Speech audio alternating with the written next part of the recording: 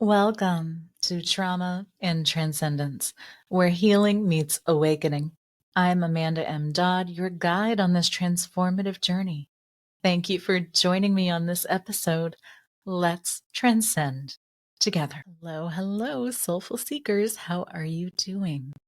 It's Amanda here, back for another episode. And since it's been a little bit of a minute, I thought today we'd come back and continue our journey on my origin story as a spiritual medium. And so today, let's talk about part 4.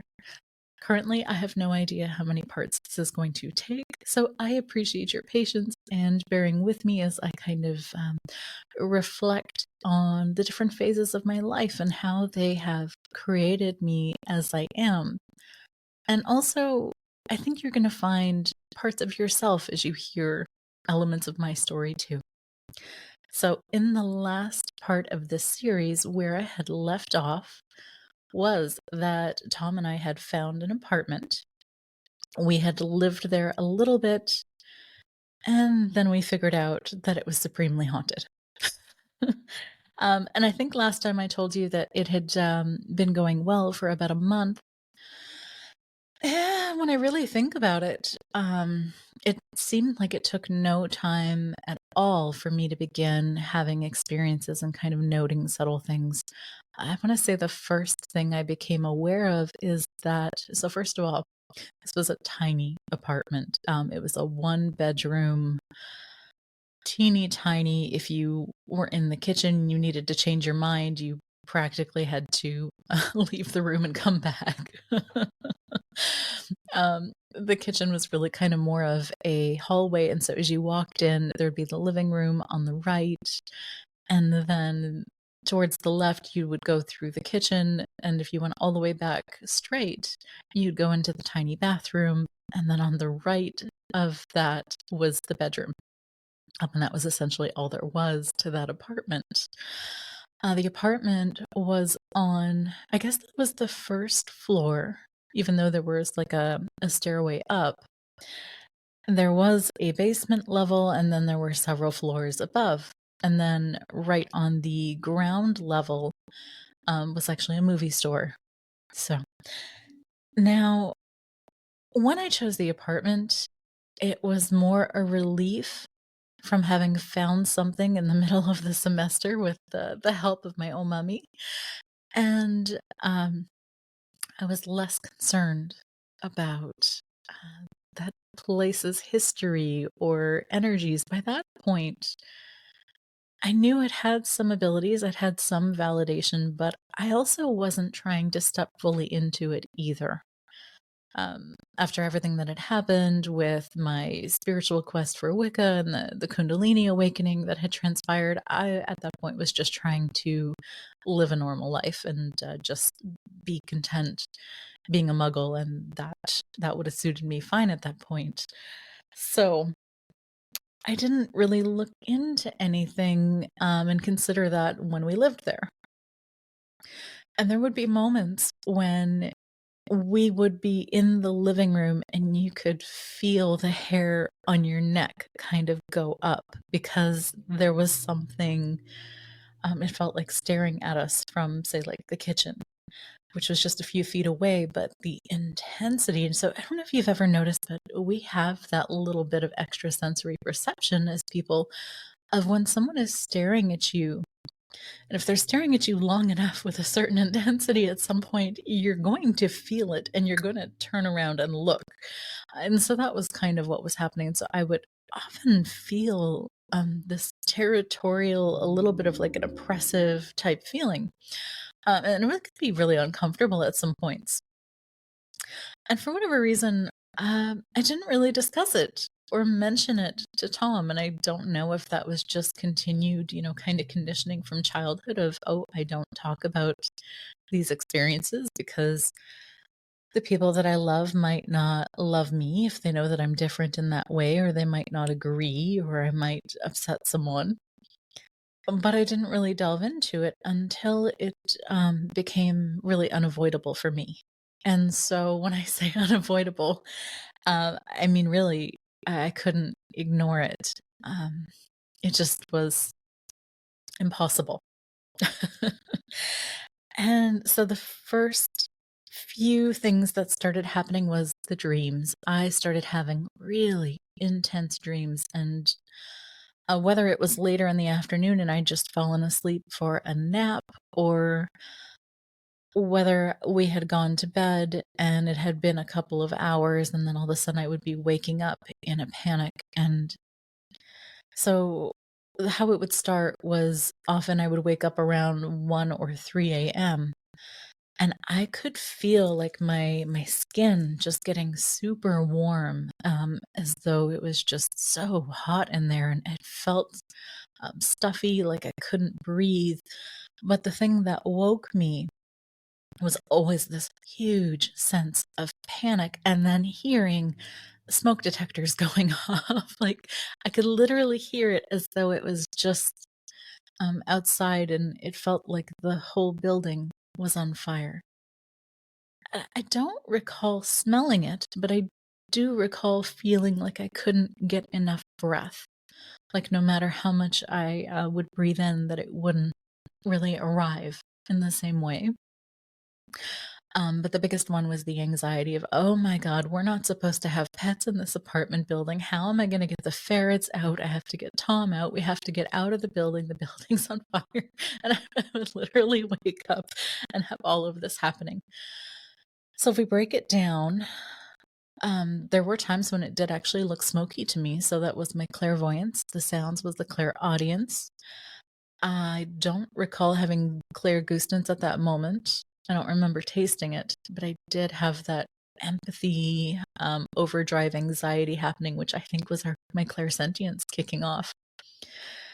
And clairtangency, because like it actually felt hot on the skin.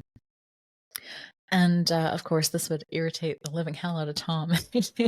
He'd wake up and probably just think I was crazy. And a lot of times he did actually get a little bit irritated with me of there's nothing, there's no sound, there's nothing happening, like go back to bed. And it was wild, and that went on for months.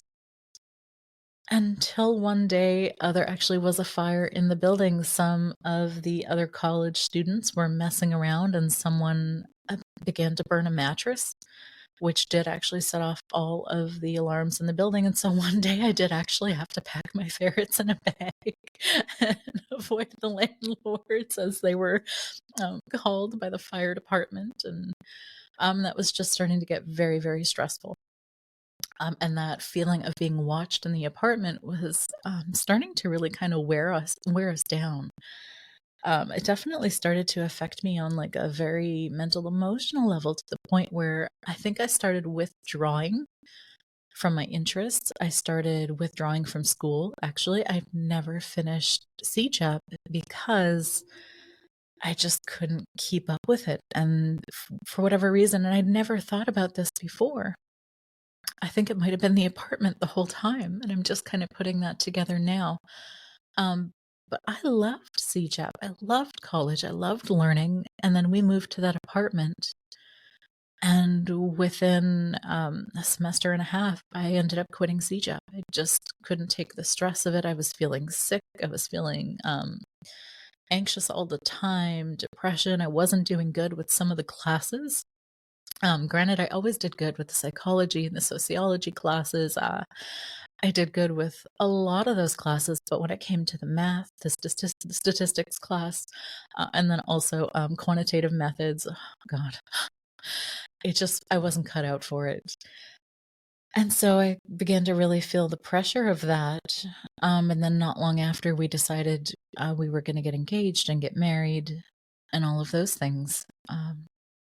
And so when school was no longer a thing for me, I began to actually job search and go out into the world and see what kind of income I could make.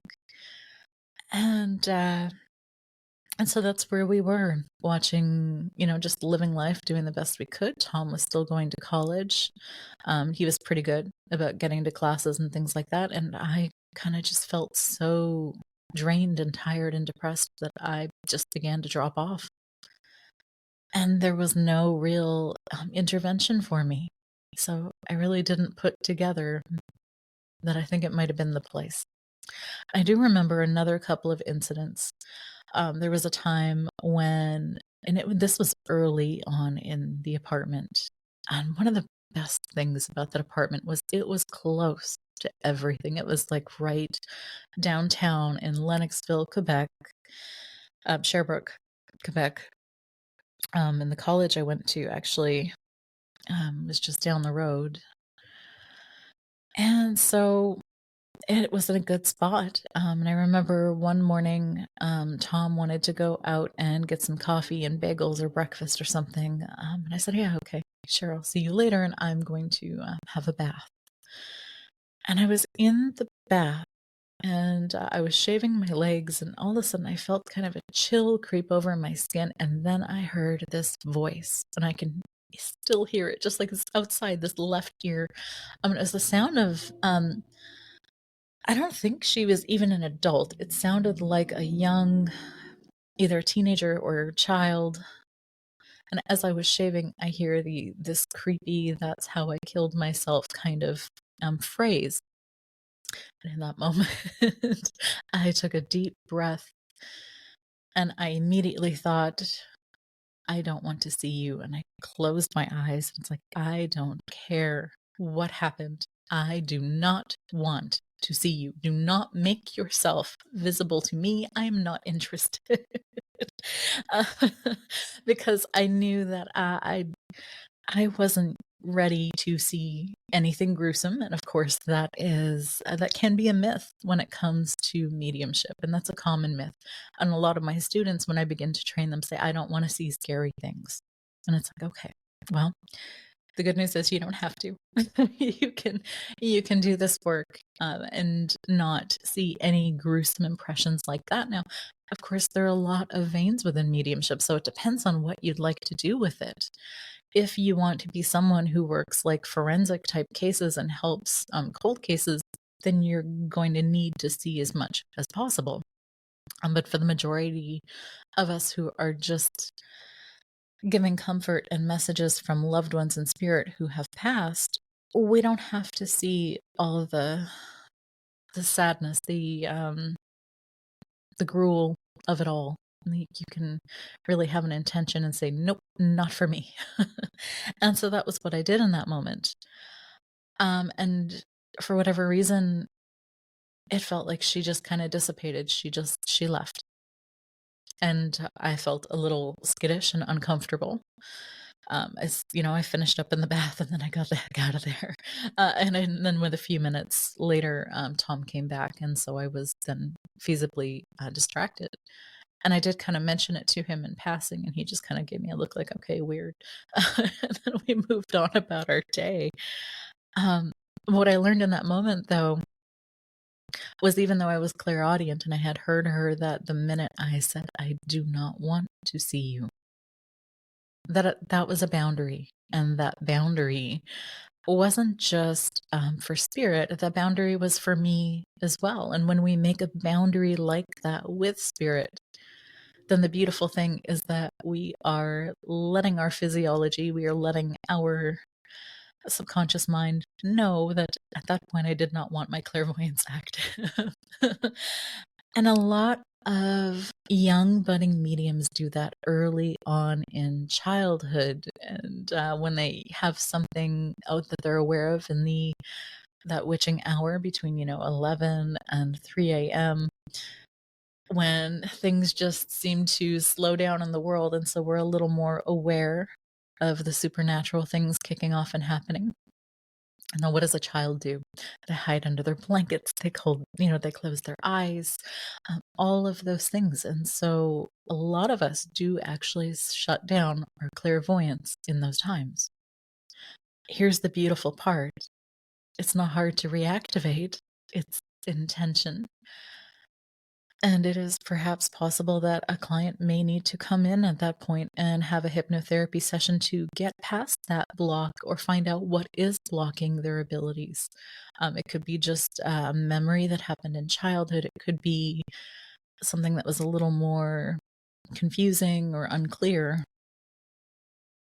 Oftentimes it's a one session thing, and they're able to go on and access their abilities after a lot more comfortably and without the fear that they'd had or beliefs that they may have had that were wrong.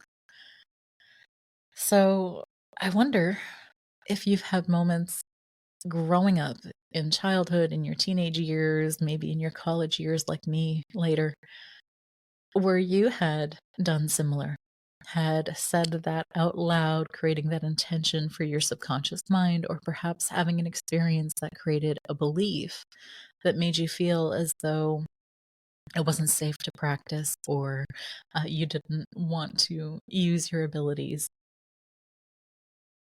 It's an interesting thing, isn't it? And just how much control we have over the body through the subconscious mind when we make those kinds of statements, which is another thing, going off on a tangent. That's why we want to curb the negative self talk, because you're not just saying this to yourself, you're saying this to your physiology, you're saying this to your brain, your body, your subconscious mind.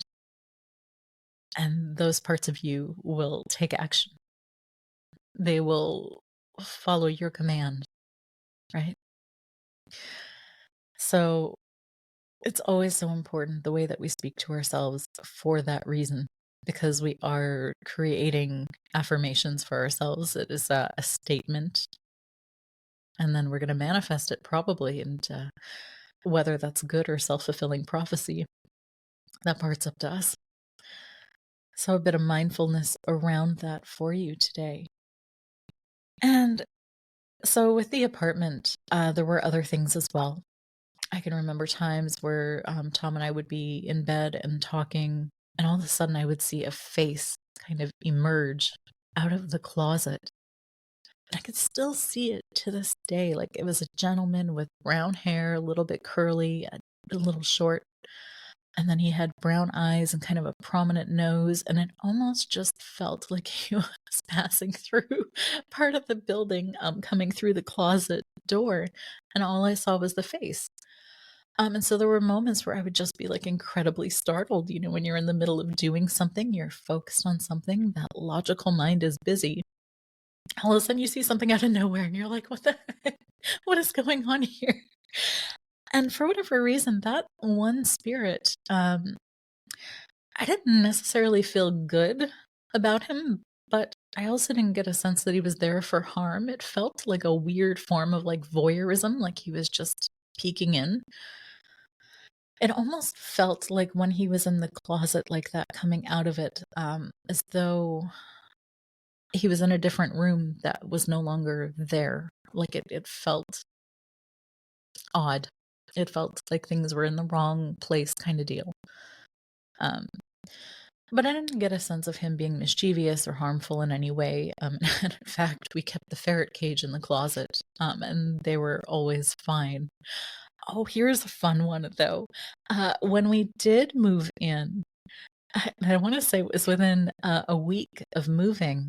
I want to say it was like the first weekend that we'd spent in the apartment, and we were still unpacking boxes and getting things organized. And I had a moment in the bedroom where I had a moment thinking of Daisy, that ferret that had passed, the one who opened up all of my abilities.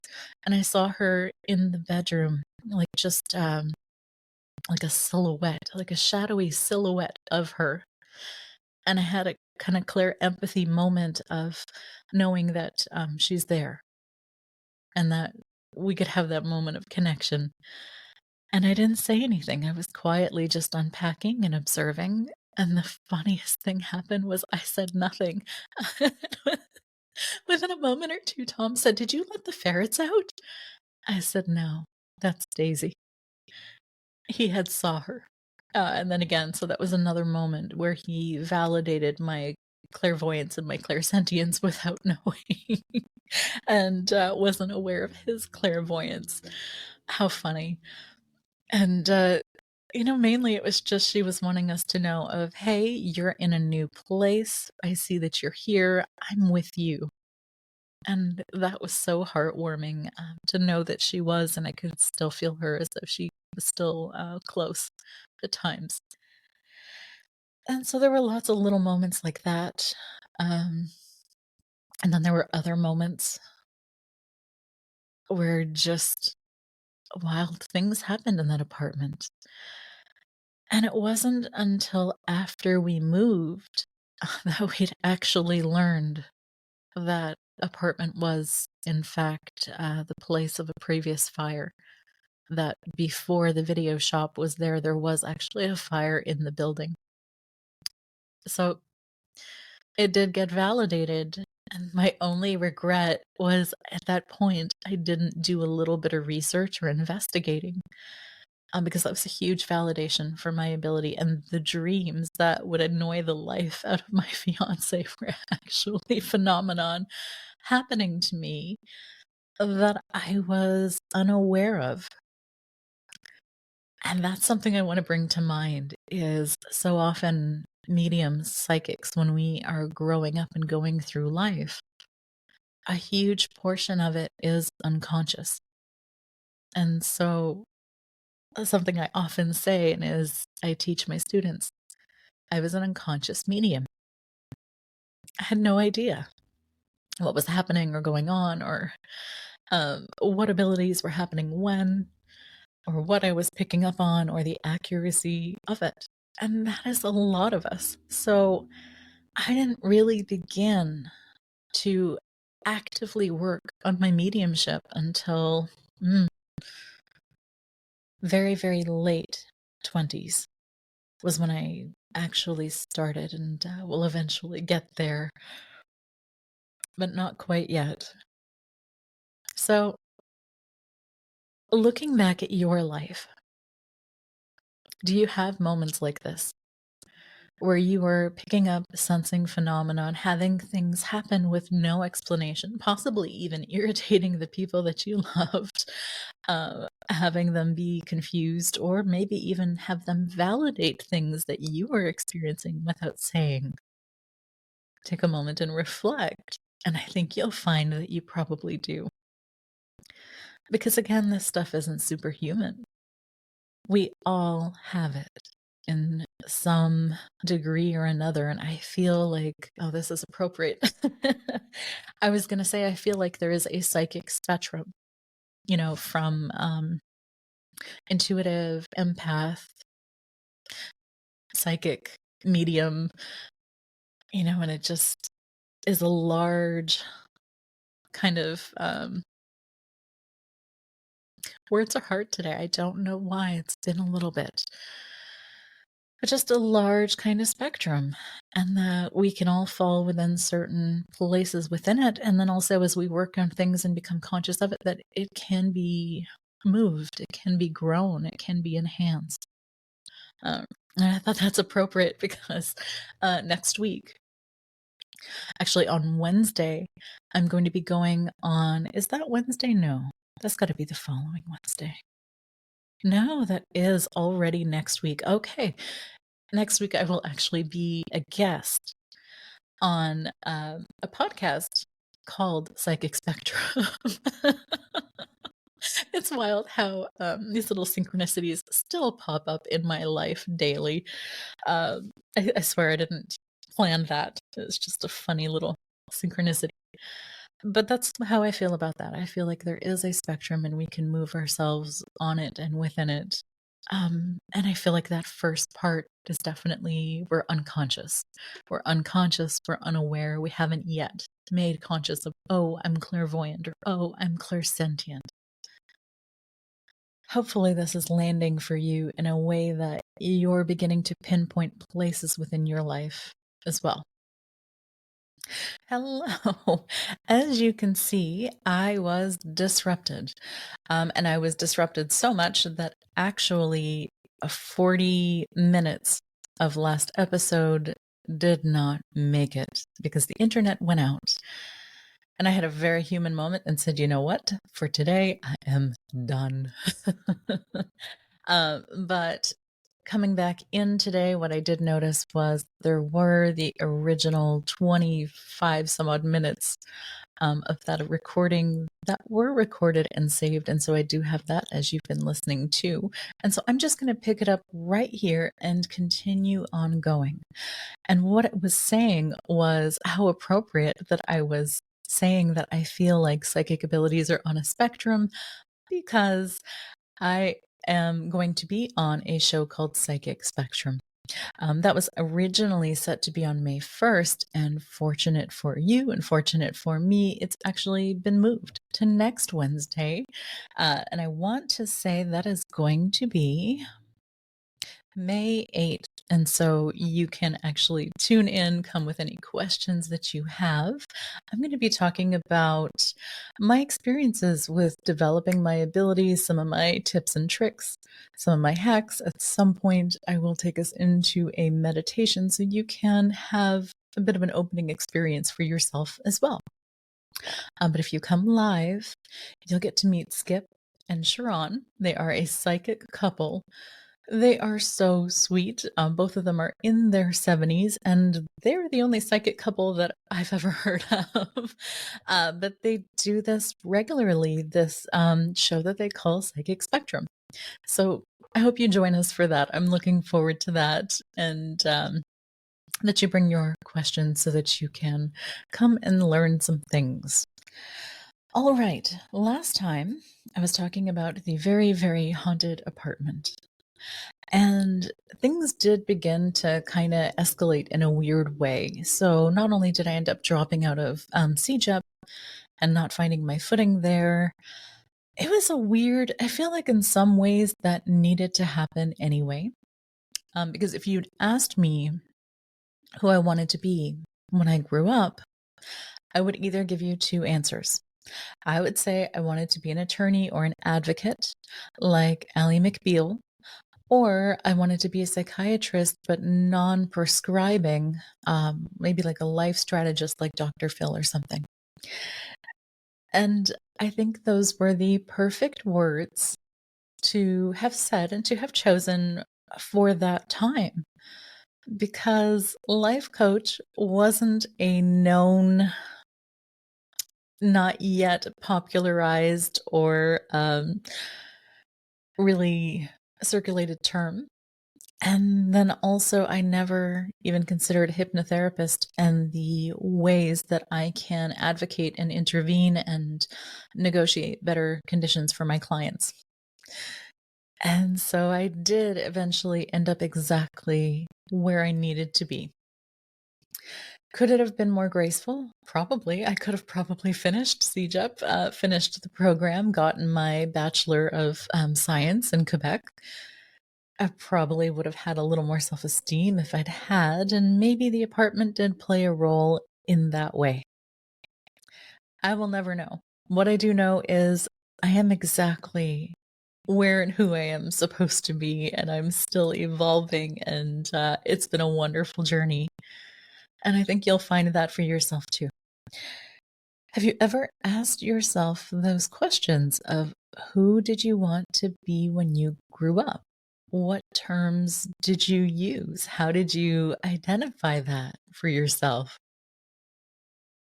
And given a child's vocabulary and understanding of things, are you fulfilling that in some capacity now that you wouldn't have had foresight or understanding of then? I think it's a fun thing to explore. And it gives me that sense of, oh, things are in alignment. We do arrive right where we need to be when we need to be there. In any case, coming back to the apartment, energy has definitely started to play off of us. And so I can remember one time when my fiance and I were in bed, and we were just having a conversation, and we're looking at each other. And I could actually feel something as I'm thinking about it now, and I haven't thought about this memory for a very long time. I think I've had some physical mediumship ability.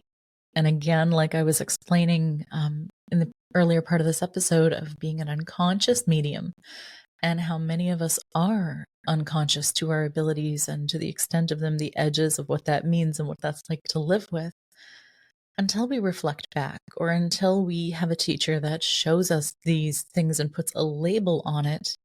You don't know it. You don't know what your abilities are. You don't know what they're called until someone says, "Oh, yes, this thing that you do, it has a name. This is how you do it." And so that took a long time.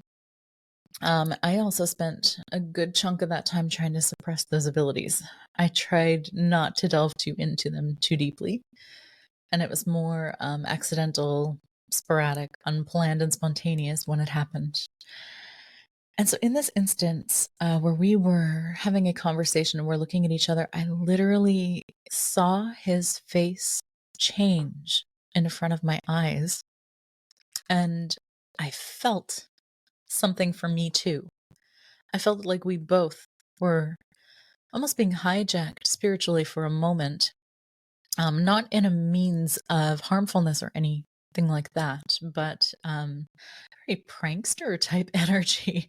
And I can't remember what we were saying, but we were talking, and then our conversation completely shifted. And at one point, I laughed and I said, "Hey, Alfred." I had actually called him some random name. And then we had a discussion of, wait a minute, who said, "Hey, Alfred?" Because I felt as though he said it and he was saying that I said it. And so there was this huge moment of confusion. So we both got up and shifted and decided to go for a walk. And so it felt as though like the entities in that apartment were beginning to play off our energy, to use our energy and to do various things with them. It was very, very strange. So that was another instance that had happened. They weren't all scary or upsetting or bitter. Some of them were very, very sweet. And this next memory that I have is by far one of my more touching experiences. So, as you know, I had connection with my own mummy from the time that I was a little girl. And right after high school, I had her jade ring. And so I had begun to keep it with me, and it felt very protective for me. After dropping out of CJAP, there was the whole feeling of like oppressiveness and feeling depressed and out of place. And as I began to job search, it felt so hopeless. In the middle of the semester, hardly anyone in Lennoxville, in a tiny town, was hiring. If they were hiring, it was going to be geared more towards summer, and that was not going to be a permanent position.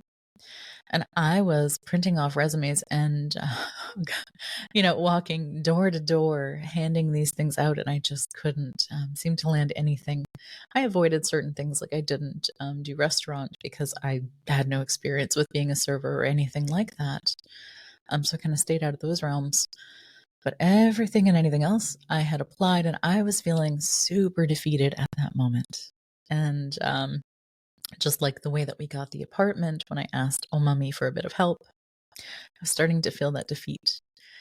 And we decided that maybe it would be best for me to extend my search and go a little further. So, taking the bus all the way to the large mall in Sherbrooke, which was a solid 30-minute ride by bus, if not a little longer, even.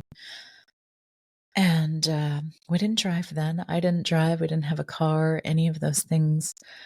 And I had a stack of resumes, and I hopped on the bus and took myself over and began to hand them out. And I felt actually really um, bittersweet that day. I felt a little bit of that discouragement and that sorrow and that weight kind of on me. And then I also felt like maybe something would finally pan out. Maybe I would find something. And it was tough. I was feeling pretty heavy. And when I got to the mall and I'd handed them out, not very many places were accepting them. One, because it was Quebec and my first language is English.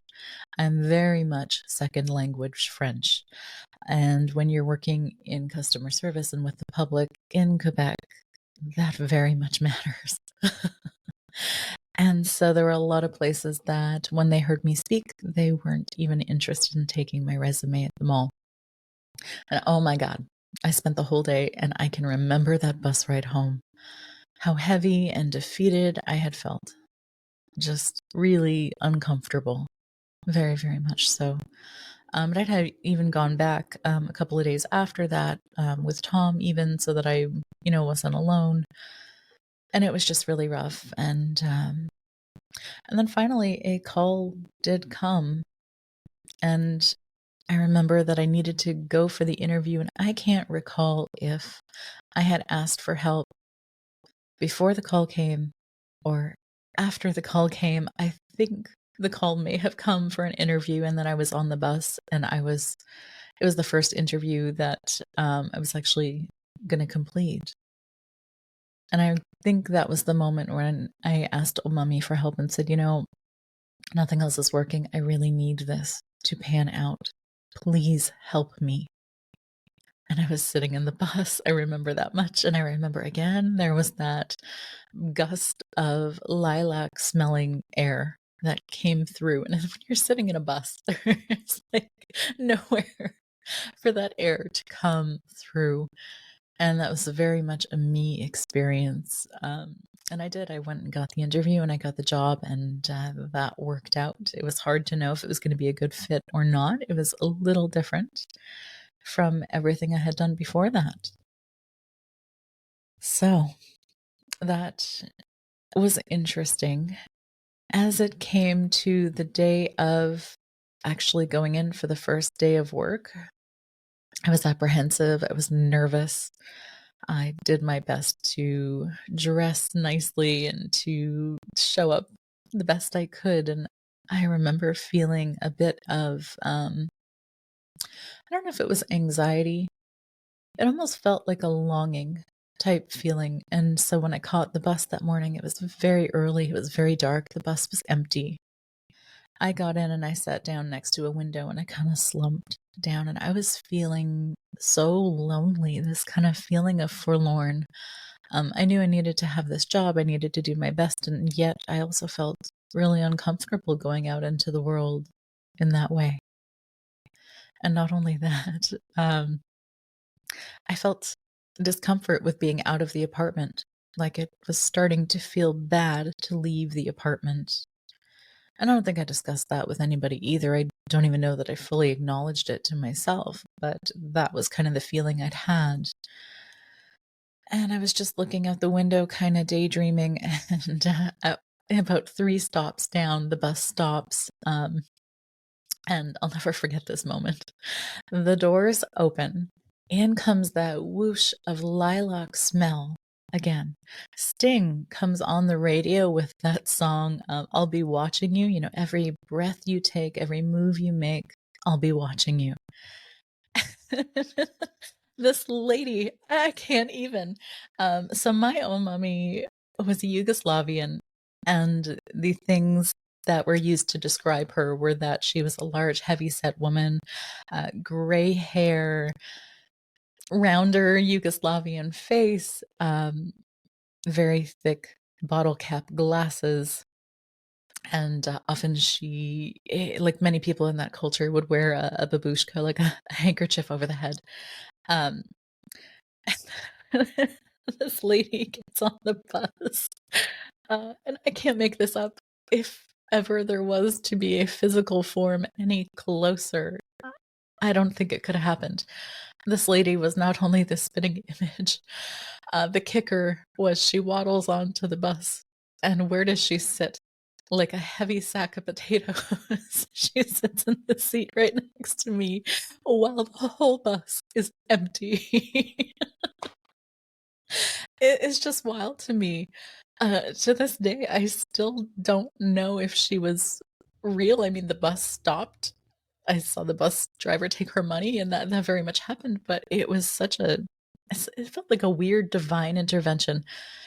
And even though it was incredibly awkward because the bus was empty, she could have sat anywhere. She could have sat in front, behind, or to the left, anywhere else. She sits right next to me, and I can feel the weight of her because she was a large woman, and the seats weren't very big. So like she's literally touching me. But the minute she sat down, a wave of calm and comfort washed over me. And I just kind of took it all in. I closed my eyes, I took a deep breath, and I thought, okay, I'm going to be okay. It's going to be fine. I will never forget that. And the kicker is because then for months, if not even years after, when Oh Mummy wanted me to catch a hint that she was around, that Sting song would often come on the radio, or I would hear it in my head, and I would know that she was present. So that became very special for a very long time. So that was one of the bigger memories that I still cherish to this day. And unfortunately, that didn't last for too long. And I think that's possibly because the ages. So by the time that I got to my early 20s, I didn't really feel her as much anymore. Granted, I also didn't ask for help as much anymore. And I feel like that's a lost opportunity. That's a missed opportunity because they are more resourceful when your loved ones pass and when they're in spirit than they are here on earth.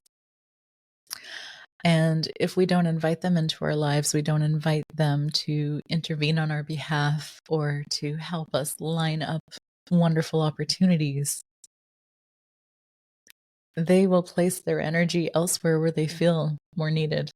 So you need to know that you are worthy of your loved one's help and presence and guidance, and really take that in. I hope that that's a big takeaway for you as you continue to explore your gifts, your abilities, and things. As you hear this episode tonight, I will be in the Salt Cave at a creative apothecary doing Akashic Records. We had the class last Saturday. It went really well. It's always such a pleasure teaching the Akashic Records as a workshop. I love watching people's takeaways and their first experiences. And then getting to hear about how practice is going. What are they learning? It's just like mediumship. It is an evolving practice that can grow with you. And the best way that I can describe the Akashic Records is that it is infinite, it is eternal. Also, it's conscious. There is a consciousness. It is living. It is a living record. Every time I go in, things have shifted or changed. There are new guides coming forward wanting to work and to teach. And it's profound. So you can do mediumship within the records, and that's different. It comes at a different vibration and serves a different purpose. So we get to delve into some of that. And currently, I'm still going through Debbie Solaris's Galactic Akashic Records class. Oh my God. It is a very, very good class, but there's so much information. And it's actually going to take me a little more time to really dissect and integrate everything that's coming in. So that's where I'm at currently. And you're going to have this episode today, finally. Thank you for being patient with me when you didn't get an episode last week. But in a couple of moments, I will hop on and create a second episode for you where I'm going to talk about a recent experience, one that took me by surprise and also happened last Thursday. Last Thursday was a very busy day. I had a lot of things going on last Thursday. That's very seldom for me, so it was very interesting. But I think you're going to enjoy this when it comes. But for now, I'm going to leave this episode a little bit shorter to let you reflect on part 4 of my origin as a spiritual medium. And I wish you bright blessings as you explore this and start making sense of some of your experiences and abilities and lessons. Bye for now. Thank you for joining us on this transformative episode of Trauma and Transcendence. Your stories matter. I would love to hear them and from you. Connect on our website, healingbeyondtrauma.com, or drop me an email at amanda@healingbeyondtrauma.com. Remember, healing is a journey we take together. Until next time, stay connected, stay inspired. This is Amanda, wishing you bright blessings.